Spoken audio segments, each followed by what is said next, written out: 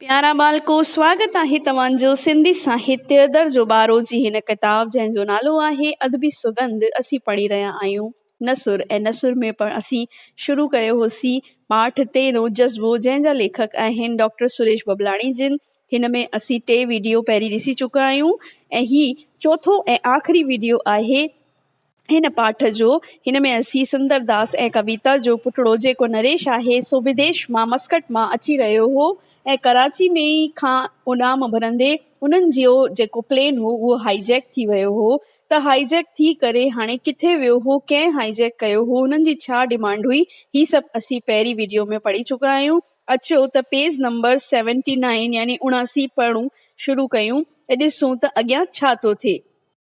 पुरुष सिद्धांत जो ॻाल्हियूं कबियूं आहिनि, उन्हनि ते भाषण ॾिबा आहिनि, पर उन्हनि खे हंडाइबो कोन्हे। हंडाइबो मतिलब कि दिलि सां न लॻाइबो आहे। सिद्धांत रुगो लिखण लाइ थींदा आहिनि।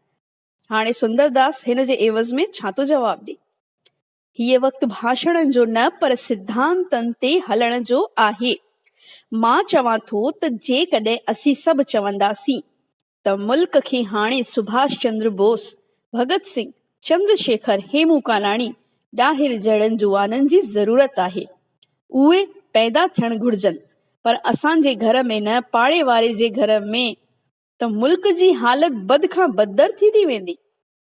असांखे गॾिजी प्रधानमंत्री ऐं गृह मंत्री जे घर ते इन ॻाल्हि लाइ मुज़ाहिरो करणु खपे त मिलिट्री खे पावर ॾियनि त हू जहाज में वेठल दहशतगर्दनि खे उॾाए छॾनि। यानी सुंदरदास पंहिंजो रायो थो ॾे।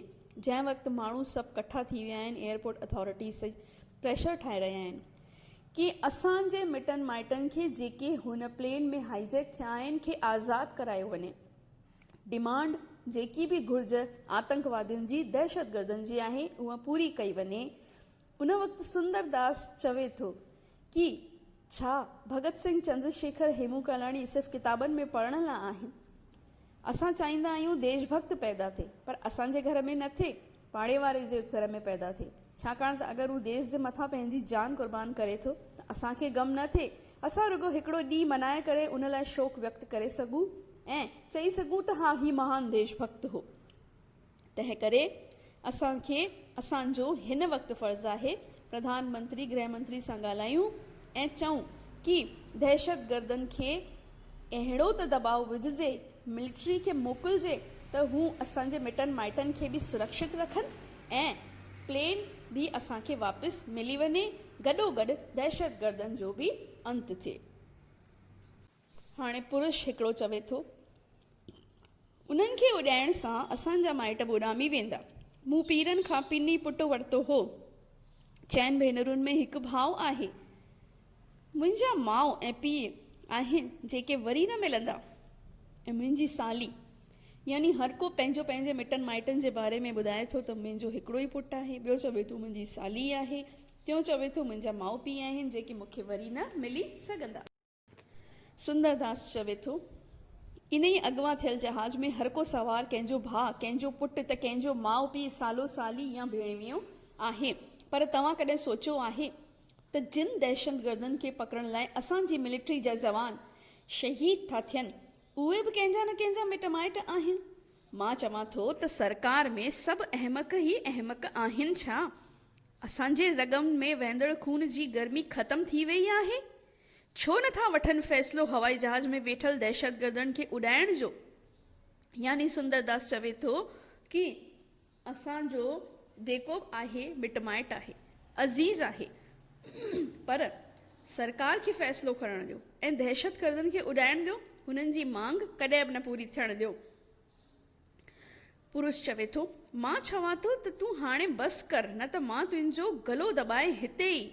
हा हा, बिल्कुलु बिल्कुलु बिल्कुलु। कविता अचे थी, छॾियो छॾियो मां चवां थी।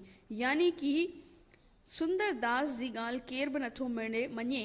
ॿिया जेके हुते माण्हू बीठल आहिनि से पाण सुंदरदास खे ई दॿाइण जी कोशिशि कनि था। कविता उते अचे थी ऐं चवे थी छॾियो। हिन खां पोइ इंक्वायरी ऑफिसर जी एंट्री थी थिए।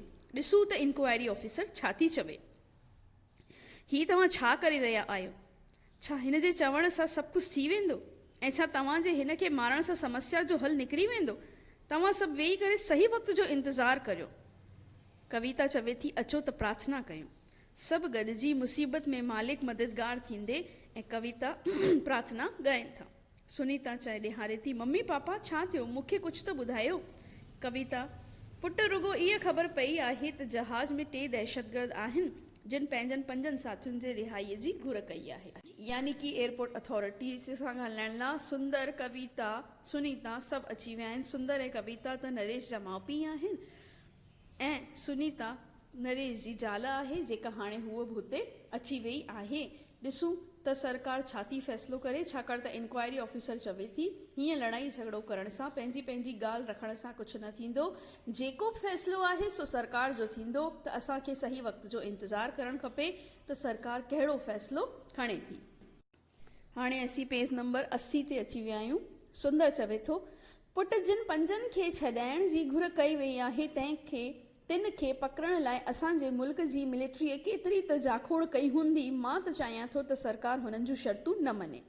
सुनीता चवे थी पर पापा जेकॾहिं आतंकवादियुनि जी ॻाल्हि न मञींदा त छा हू जहाज़ में वेठल मुसाफ़िरनि खे छॾे ॾींदा? न पुट, उहे वेतर गुस्से में अची नुक़सानु पहुचाए सघनि था। पोइ पापा तव्हां ईअं छो था सोचियो पापा? सभई हा हाणे वेही सम्झाए पंहिंजे पापा खे। यानी सुनीता चवे थी कि अगरि दहशतगर्दनि ते मिलिट्री आक्रमण थी करे, मारे थी हुननि खे या हुननि खे नुक़सानु पहुचाइण जी कोशिशि थी करे त आतंकवादी दहशतगर्द जेके आहिनि प्लेन में वेठल मुसाफ़िरनि खे बि नुक़सानु पहुचाए सघे थी। ऐं इहा ॻाल्हि सुंदर खे पतो आहे, तंहिं हूंदे बि उहो ईअं ई थो चवे कि सरकार खे इहो क़दम खणणु खपे। सुनीता सम्झाए थी ऐं गॾ में गॾु ॿिया मिट माइट जेके उते आयल आहिनि से बि चवनि था सुनीता खे कि पंहिंजे पीउ खे सम्झाए। सुंदर चवे थो पुट रोज़ रोज़ जे दबाव में अची सरकार दहशतगर्दनि खे छॾींदी त हू रोज़ अहिड़ियूं हरकतूं कंदा। इन सां असांजे मुल्क जी मिलिट्री जो हौसलो ख़ता थींदो ऐं दहशतगर्दनि जो हौसलो बुलंद थींदो। असांजो मुल्क कॾहिं बि दहशतगर्दनि जी समस्या खां आजो न थींदो। यानी सुंदरदास हिन जे पुठियां हिकु सॉलिड रीज़न कारण ॿुधाईंदे चवे थो कि अगरि सरकार अॼु दहशतगर्दनि जी इहा ॻाल्हि मञी छॾी कि असांजा तिहाड़ जेल में फला जेके आहिनि मौजूदु आहिनि उन्हनि खे तव्हां रिहा कयो, तॾहिं असां तव्हांजे प्लेन खे रिहा कंदासीं, त ईअं त दहशतगर्दनि जो हौसलो अफ़ज़ाई थी वेंदो। रोज़ उहे इहे कमु कंदा, रोज़ असां आम माण्हुनि खे परेशान करण जी कोशिशि कंदा। तंहिं करे सरकार खे हुननि जी हिकिड़ी बि ॻाल्हि न मञणु खपे। ऐं इहा ॻाल्हि सही बि आहे। मां त बालको हिन सां पूरो मुतासिर थी रखां।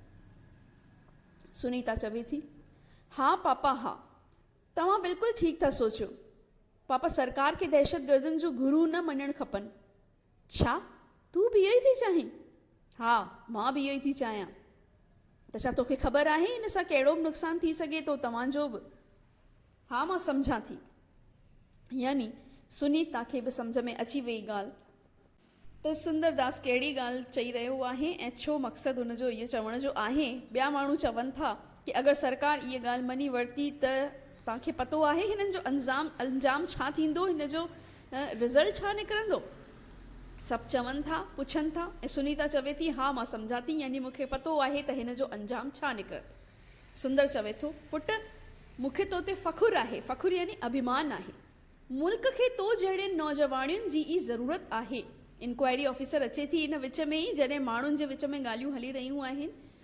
हींअर ख़बर मिली आहे त असांजे मुल्क जे रक्षा मंत्री आर्मी चीफ खे हुकुम ॾिनो आहे त अगवा कयल जहाज़ में वेठल दहशतगर्दनि खे काबूअ में कनि ऐं जहाज़ जे मुसाफ़िरनि खे आज़ादु कराइनि।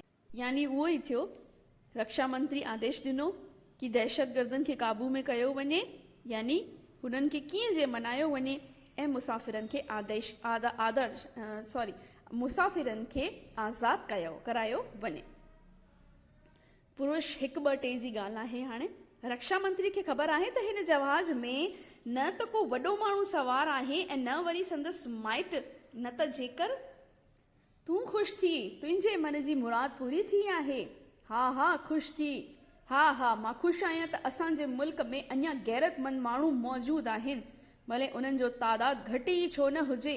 पुरुष थी सघे थो त, यानी कि जेको सुंदरदास सोचियो पिए, सुनीता बि सोचियो पिए, उहो ई थियो। रक्षा मंत्री आदेश ॾिनो कि माण्हुनि खे आज़ादु त करायो वञे, पर दहशतगर्दनि जी का बि डिमांड पूरी न कई वेंदी ऐं हुननि खे क़ाबू करण जो प्रयास कयो वेंदो ताकी माण्हू सुरक्षित निकिरी वञनि। पर हिन में डपु बि आहे, दहशतगर्दनि ते अगरि आक्रमण थियो, अगरि हुननि ते हमिलो थियो त हू माण्हुनि खे, आम माण्हू जेके की हुन प्लेन में हाईजैक थियल आहिनि, मौजूदु आहिनि, कैदी आहिनि, बंदी थियल आहिनि, फ़िलहालु हुननि खे बि नुक़सानु थी सघे थो। ऐं इहे ख़बर इंक्वायरी ऑफिसर अची करे आम माण्हुनि खे ॾिए थी। माण्हू पाण में गपशप कनि पिया, ॻाल्हाइनि पिया, छाकाणि त सभिनी खे डपु आहे अगरि दहशतगर्दनि ते हमिलो थियो त हुननि जे माण्हुनि जी जान वञी सघे थी। हाणे हिन पाठ जो आख़िरी पेज आहे जंहिंमें छा नतीजो निकितो उहो पतो असांखे पवंदो। पेज नंबर 81 81 शुरू थो थिए।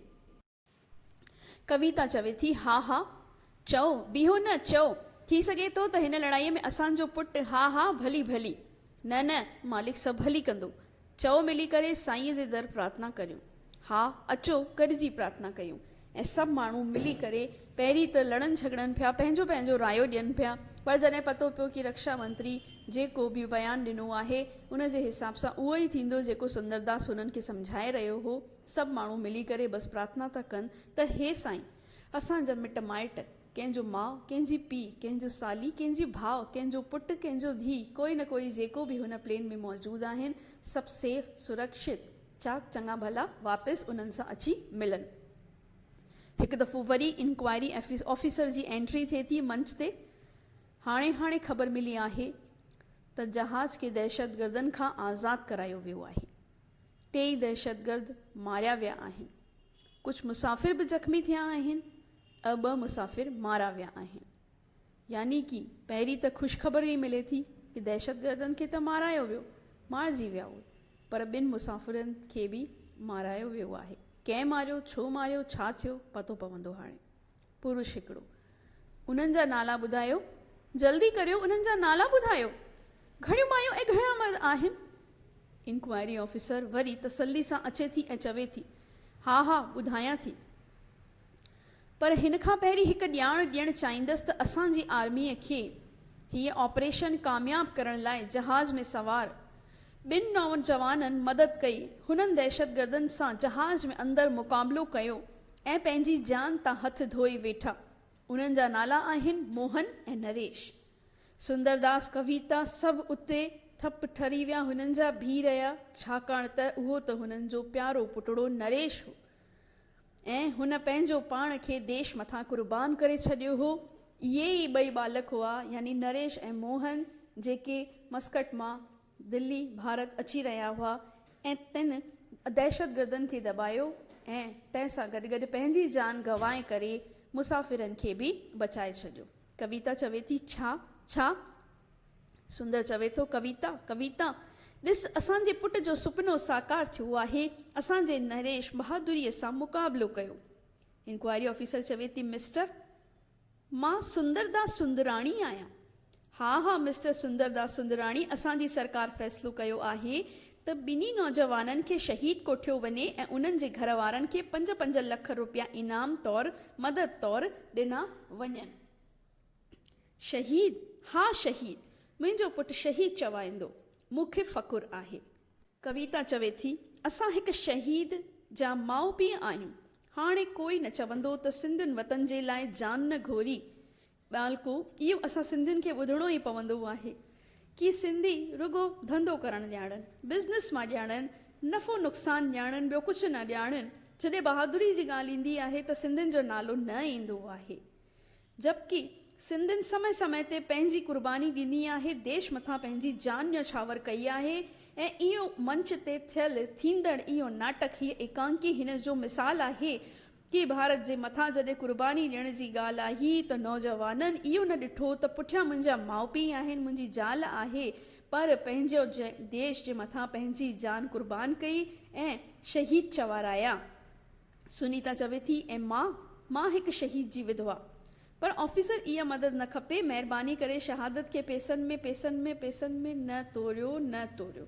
यानी सुंदरदास खे बि झटको त लॻो, दुख त थियो, पर फ़ख़ुर बि महसूसु थियो कि हुननि जो पुटु आर्मी में भर्ती थियणु चाहींदो हो, पर कुझु कारणनि सां, कुझु मौजूदु जेके समय जी ॻाल्हि हुई, कॾहिं कुझु थींदो रहियो, तंहिं वजह सां हू आर्मी में त भर्ती न थी सघियो, पर देश मथां कुर्बान थियणु हुन जो सुपिनो हो ऐं नरेश जो इहो सुपिनो पूरो थियो। गॾोगॾु सुंदर दास खे बि फ़ख्रु आहे ऐं कविता खे बि फ़ख्रु आहे। गॾोगॾु सुनीता चवे थी त मूंखे फ़ख्रु आहे त मां हिकु शहीद जी बेवा आहियां ऐं मुंहिंजे मुल्क जे मथां मुंहिंजे मुड़ुस पंहिंजी कुर्बानी ॾिनी, न केवल कुर्बानी ॾिनी बल्कि ॿियनि मुसाफ़िरनि जी बि जान बचाई। त बालको, हीअ एकांकी हिते ई ख़तमु थी। आशा कयां थी तव्हांखे सम्झ में आई हूंदी। हिन खां पोइ हिन जा सुवाल जवाब तव्हां ज़रूरु पढ़ी ॾिसंदा। जय झूलेलाल।